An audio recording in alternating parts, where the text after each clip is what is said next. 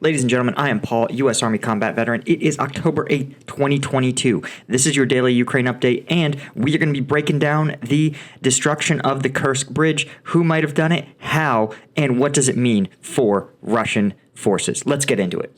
So, first and foremost, as always, taking a look at the tactical map, there are actually minimal changes here, a couple of adjustments, a couple of changes, but it looks like the Ukrainian forces are taking an operational pause, probably to refit in preparation of continuing their offensive.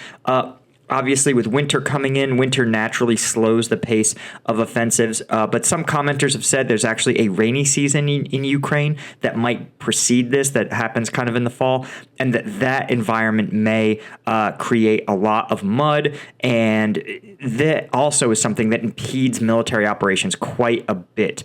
It's just harder for trucks to get on the road, and the more trucks drive on dirt roads, the deeper the mud gets. It can become sort of a real boondoggle if you're operating on unimproved roads, dirt roads. So it's possible that the Ukrainian forces, I suspect, are going to be pushing as hard as they can until winter naturally slows the pace of operations. I think they want the biggest number of W's that they can get while they have momentum on their side. That said, they are not a fully mechanized army. They have a logistic system that they've sort of built on the fly in this conflict. So it makes perfect sense that they are going to need to take some operational pauses, right? Especially after really seizing just a tremendous amount of territory. And of course, Russia probably isn't in a place to make advances anyway. So they are probably just happy for a chance to actually try to dig a fighting position and try to actually hold some ground. But they've certainly got their work cut out for them. Not for the least of which reasons. The destruction of a major bridge. This is the Kursk Bridge, or the Crimean Bridge. Now, to sort of take a look at this story, of course, we're using Ground News. Ground.news is a news source that's pretty essential in this conflict. It lets us see the way the same story is covered across the political spectrum, and it tells us not just how the different left, right, and center sources are covering a story, but actually shows us who owns the media outlet, its commitment to factuality, and just given the Russian efforts to confuse the information space in this conflict, it's pretty essential to triangulate your news sources. If you want to try it, there's a free link in the description. It also helps support the channel, so it would be super cool if you guys go and check them out. So what is the story? Well, Russia says a truck bomb has damaged a key bridge leading to Crimea. This is pretty bold, given that historically, first off, Russia has tried to, again, confuse the information space by misattributing what happens. And a good example would be the Ukrainian attack on that Crimean airbase. You notice initially, Russia it made a bunch of statements indicating that it was actually an accident caused by a soldier smoking too close to ordnance or to fuel. But when we, of course, looked at the satellite photo, it was clear it was not a singular explosion of a fuel or munition source. Now, Russia realizes it can't even attempt to make that claim. And so now it just literally have admitted that they're claiming it's a truck bomb. We'll look at the video and see what we think, but it's probably closer to the truth, and it's a pretty telling sign that even Russia really cannot even hope to hide its own failures. And its inability to secure somewhere like Crimea, which they've held for nearly a decade now, occupied really for a decade, it's pretty telling and pretty jarring to the public, to the Russian public certainly, that the Russian government can't even secure this incredibly valuable piece of infrastructure. Let's take a look at some of the bridge cam footage that's been going around. It's viral, and don't worry, YouTube. It's fine. So you can see here, right, this bridge was completed fairly recently, post-annexation, and it is essential to the Crimean economy at this point. So you can see traffic is light. I think it's probably very late at night. And there we go. We have a really tremendous, you see that there was a primary detonation and then a secondary detonation. And this is a huge amount of explosives. Honestly, let's look at this again.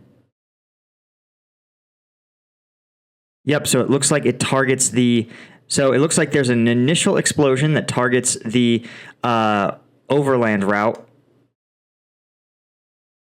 And then there's a secondary detonation that also goes off. And it looks like there's a persistent amount of burning. But yeah, this does look pretty consistent. Oh, interesting. Okay, so there's also a secondary. It's either a secondary explosion or it's another explosive that is timed to detonate at or near the detonation of the initial explosion, right? They're timed to go off at nearly the same moment. But again, it's tough to say. So when you want to take out a bridge like this, right, they say partially destroyed.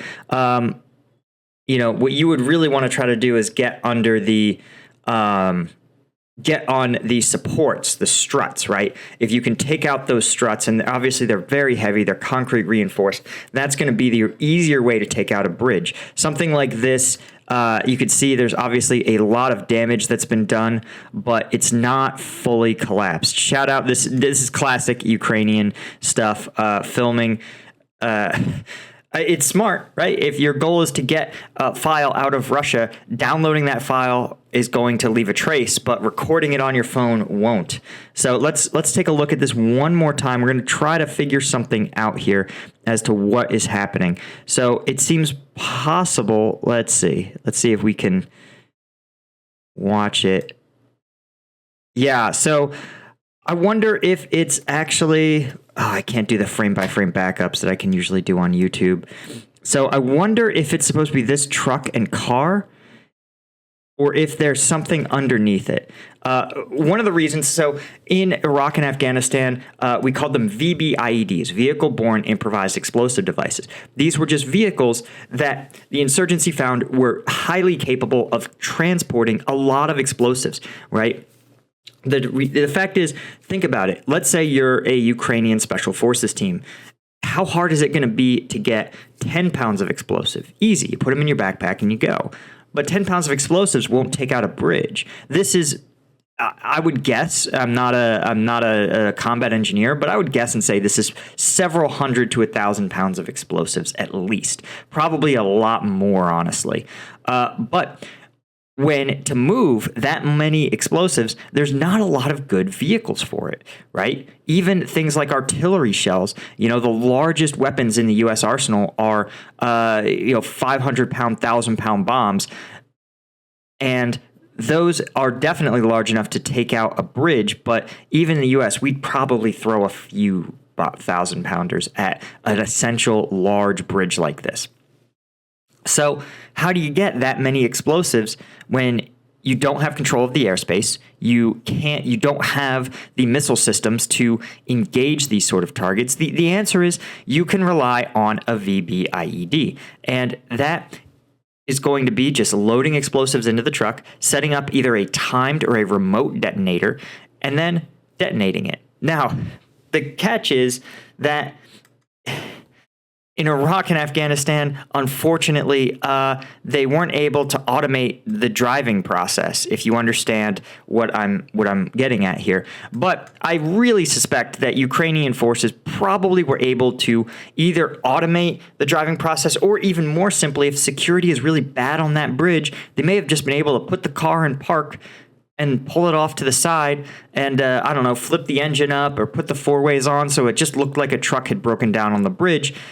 And then they just beat feet out of there, meaning that, again, you would not see anyone being too close to the explosion, right? So why is this such a strategic target? Why is this? Now, everyone's talked about the fact that this is was done on Putin's birthday. I think that may or may not have been deliberate. Sometimes with these operations, just the reality gets to be the timing. you've got to get all your explosives loaded up. You've got to, find a time where it's suitable to pass through. So to try to do things on a specific day is pretty tough. And so I'm always skeptical when people are like, oh, the timing is symbolic. It's like the timing is when the window was available. That said, it's probably pretty irritating. 70 is a big birthday. And frankly, this is one of Putin's babies. The annexation of Crimea is a huge deal for Putin because Russia has been fighting over control of the Crimean Peninsula for several hundred years at least. You can see for as long as naval power has been essential, Crimea grants you access to the Black Sea. It never doesn't freeze up in the winter, so you can run continuous maritime operations. And once you control the Black Sea, right, you can reach Istanbul, you can reach Bulgaria, Romania, and dozens of other countries. A large portion of Turkey, Georgia, another historic Russian enemy, and current Russian enemy, if we're honest. But so for Putin to gain control of Crimea is part of his sort of, I think he probably sees it as his legacy to the Russian state, the Russian people, the Russian empire, being able to take back Crimea. So this bridge was built after he annexed it. This was not a pre-existing bridge, and it was important because up until this point, right, Crimea was, up until 2014, Crimea was a part of Ukraine. And when we look at the map, you can see that Crimea's connections to Ukraine are pretty robust here. It's a little bit swampy. It's kind of a lowland, but there's, dozens of roadways that would normally link these two countries. But when Russia annexed it from Crimea, when Russia annexed it, Ukrainians said, hey, we're not going to support Crimea. We're not going to run power lines to this annexed territory. We're not going to provide water to this annexed territory. We're not going to allow food shipments to this annexed territory. And so Russia was stuck with this situation where the Ukrainians were just going to starve out the Crimean Peninsula of everything it needs. And so Russia frantically completed this bridge. You can see it sort of takes advantage of some existing islands, this Tuzla Island, but then it spans out over the water, and this allows the island, really, the peninsula, to get food, water, and other essential supplies from the Russian mainland. And that's who's been basically supplying everything in Crimea. The problem is that, as you can see, it's the way other than running ferries and ships. And so this is the only way that Crimeans can get really any significant quantity of food, water, supplies, medicine. Right now, they have to rely on shipping, and even a quick jaunt. You can imagine shipping just is slow. You have to load the ship up. You got to sail it over. You got to unload it. You can see here, right, a rail yard. You can get loads and loads and loads of trucks to offload in a rail yard. And trucking is even more efficient, right? You don't even have to stop. The truck just goes and drives to its eventual destination. But a port is tremendously inefficient. You can see Kerch is set up as a port. But look, how many ships are you realistically going to be able to offload at a given time? This little port here is the bottleneck. And it becomes an even bigger problem if, as Ukrainians have just demonstrated, this is not a secure area. So if they can take out this bridge, how easy would it be to take out additional ports in Kerch? It'd be pretty easy, honestly. And if that happens, they're going to have an even bigger problem to outfit and supply the troop station in Crimea, right? The Russian military in Crimea, let alone the thousands of people that live there. So this is a significant tactical change to the environment.